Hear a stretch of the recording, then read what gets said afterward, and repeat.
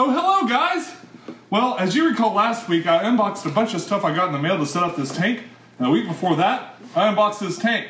Today I'm putting it all together for a new video for you guys. We're gonna aquascape the Fluval Spec 16 gallon right after this.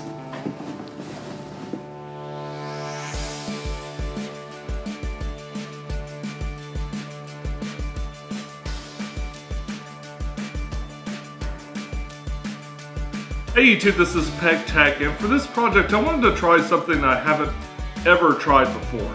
And that's to use the full range of the ADA substrate products. That is, their additives, Amazonia, Power Sand, all that. I wanted to use all that and put it in this super cool tank from Fluval, which is, of course, not in this box. And here it is. It's a little foggy. I actually finished setting this up about 2 o'clock in the morning last night. Hopefully it'll clear up a little bit before the end of the day Saturday, so I can actually show you how pretty this looks. Now this aquarium was really a lot of fun to put together. I enjoyed having a couple of extra steps to use with the substrate and that sort of thing. The long-term benefits, you know, we'll have to wait and see on that, but it was really a lot of fun to put together. I'm going to narrate through the rest of this just because I didn't do it as I went. It's just too hard to do it that way. So without further ado, here's the setup of the Fluval Spec. Okay, so last week I sort of introduced you to a bunch of these ADA products that I've been hoarding away for this project. And I did end up having to buy just a little bit more to make sure that I'd have enough. I'm actually saving back a little bit for another project too, a small project. Also, I've got this bonsai tree that I got from Houston Manzanita on Facebook and a little bit of dragonstone. I got some big pieces and some little rubble pieces, which I made myself. If you're ever wondering how to do that, here's how. Not super complicated, just break it off. I've also got a bunch of aquascaping tools for working with the substrate, some scissors, some forceps, and of course the Tetra Hero Cup. On the back, I'm going to use a recycled background from an old aquarium, just to kind of black out the background. And now it's time for some lights, camera, action. And we're going to start off with some of these supplements. Now the first two supplements I'm putting in are actually in the Power Sand, and I'm not sure if I really need to include them here, but it did state that you can't add too much of this. I mean, you can have a little bit more than you need and everything's going to be okay. It's not going to really mess anything up. So I decided just to add it. Now I've seen this added to the bottom a couple of different ways. Sometimes the substrates are added at different times. Sometimes they're all put in on the bottom. I decided to just put all of mine in on the bottom and leave it at that, just to keep it really simple. And like I said, I'm holding back just a little bit of each of these things for another project. What I'd like to do is maybe a 2 gallon or a 5 gallon spec with some of the leftovers from this project.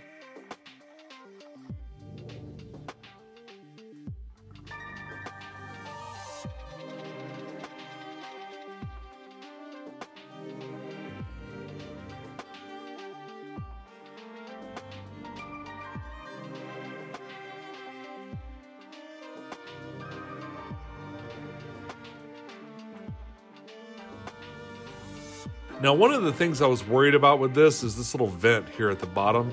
And so what I've decided to do, I've had this piece of slate. This is sort of a broken piece of slate I got in my aquarium box. And I'm going to just kind of wedge it here. I'm going to make a little small area behind here where the substrate can't just pour into this. Now, some of it will pour over that rock and be on the bottom, but for the most part, there's going to be a little dam to keep the substrate sort of at bay.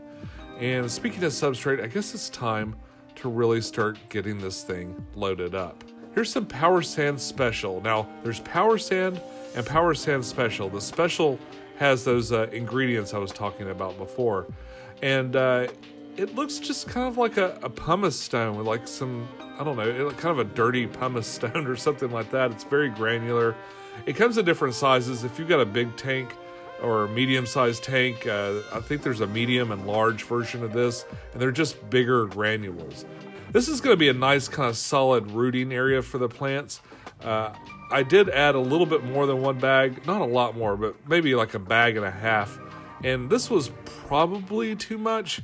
I've never really used it before. Generally, when I do this, I'd use fluorite for this part, but I wanted to try the power sand and see what it was all about.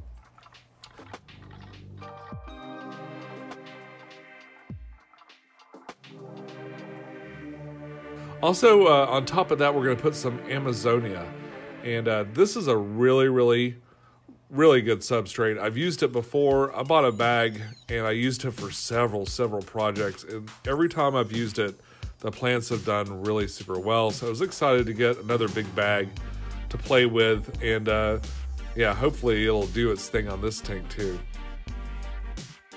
Now with these substrates, you don't rinse them out, you pour them directly from the bag, and it's a good idea to wet them down. As soon as you get them in there, someone's gonna hose it down with a little bit of water. Now it's time to start laying the rock. I've actually played with this rock quite a bit. I knew about what I wanted to do with it, which is just basically make a ledge that I could prop that tree up on. I took the smaller pieces and I just kind of added them around in front. Now hopefully if the plants grow really well, we won't be seeing much of those rocks, but in the meantime it'll add a little bit of visual interest. Now I'm planting this tank with Crypt Parv. This is a plant that grows pretty slow. It's a heavy root feeder, so we'll be able to see exactly what that 88 Aqua soil can really do. This is a plant I've had trouble growing in the past, simply because it'll grow, but it grows really slow, and sometimes it'll even shrink and get smaller. So it'll be interesting to see what it can really do in this tank with that special substrate. Now, anytime you get Crypt Parv, you can break it up into a lot of different plants. I mean, this was 5 pots of plants, and I ended up with just tons and tons once I broke it up.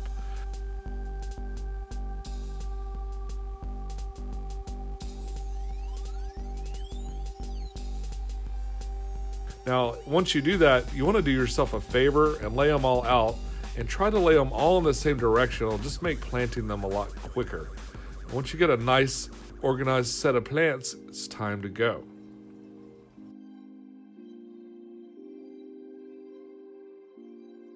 Now planting in the 88 Aqua soil is kind of tricky. It's real light, and if you're not careful, you'll pull the plant up just as soon as you push it in. What I did notice with that substrate, with the power sand substrate, is that you push it in a little bit and you hear this kind of grinding sound, and it just grabs those roots and it just sticks in there. So it made planting in this a little bit easier. It was tough in the front where there wasn't as much of that power sand, but all the areas where the power sand was made planting so much easier with this 88 Aqua soil. It's just so light and fluffy that it's really hard to get a plant to stick in there.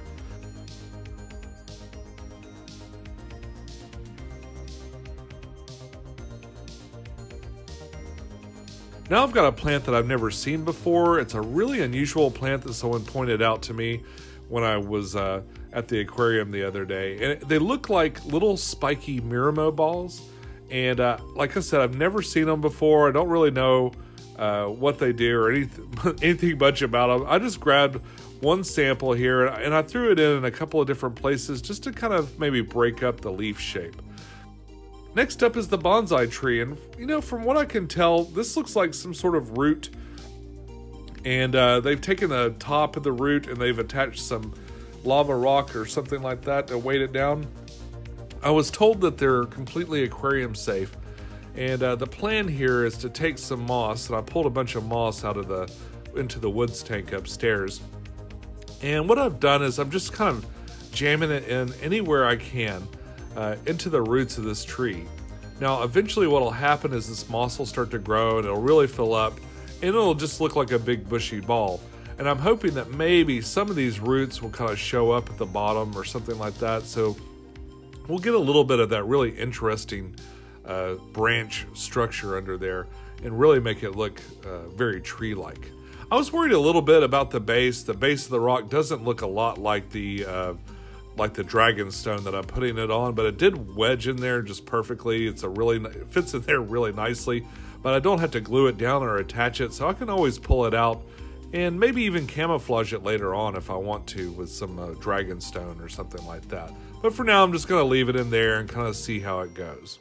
One great thing about all the spec tanks and the Evo tanks and the Flex tanks that have this built-in filter in the back is it makes filling them up pretty much a breeze. Now, normally this is something you'd have to be really careful with and do very slowly, but if you've got that slot in the back, you can just kind of pour the water in there as you will, and it'll pour out through those little bottom holes.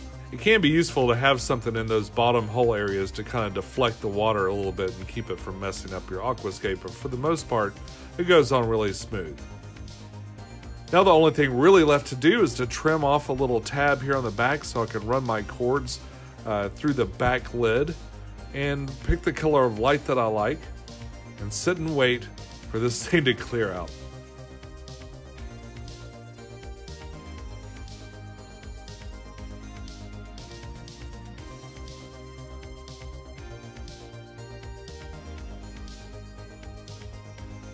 Okay, so here's the tank after just a few days. It's still pretty cloudy in here. That's completely normal for a new aquarium setup. I'm just gonna let it be. I'm not doing anything to really alter it. I have put in a little bit of filter floss inside of the filter area, but for the most part, I'm just gonna let it sit here and do its thing. I wanted to keep this aquascape really simple to start with. That's why I've used just so much of one type of plant. So just a ton of crypt parv. And I don't tend to do this. I usually like to put a bunch of different plants, but I wanted to do something different than just like, hey, look how many plants I can stick here inside of the tank. So I thought it'd be really interesting just to try that. Just a whole lot of one of my favorite plants, this crypt parv. It grows real slow, but it's a heavy root feeder.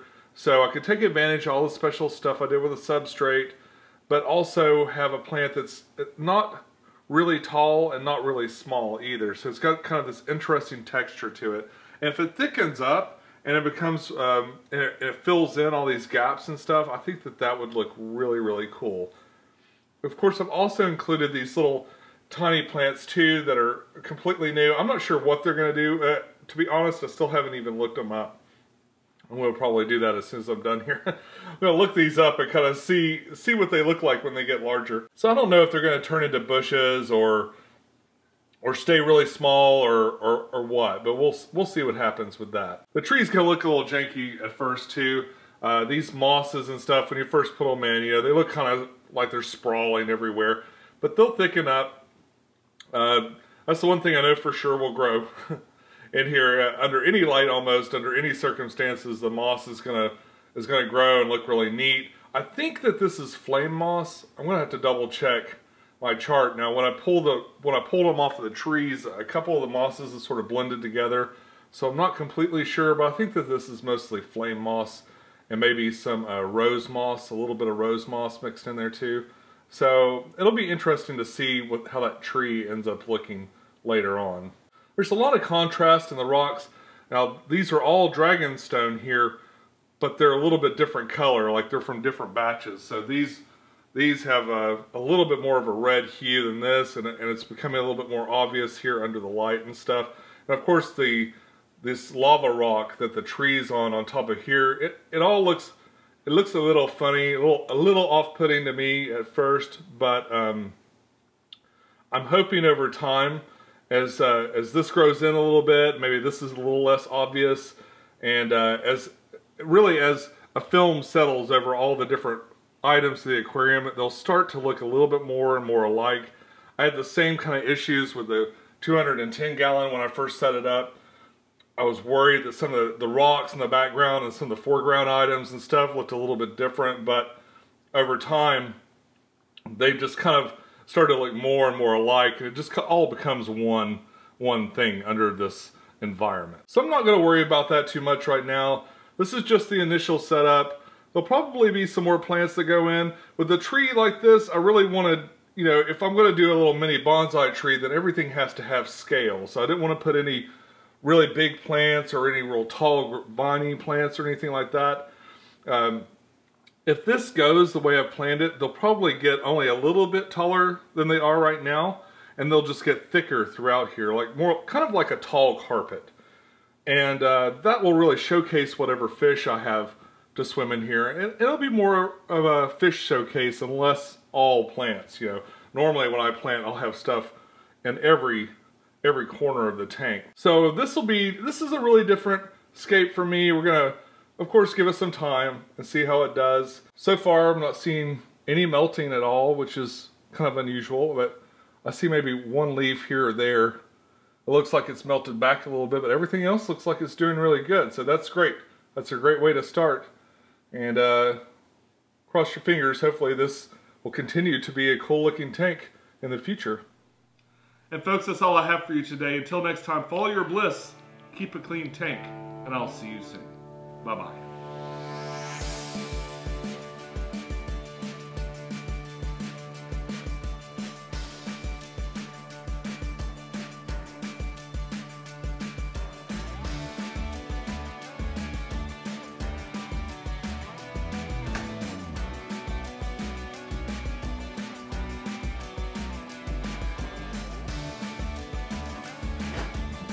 Hello.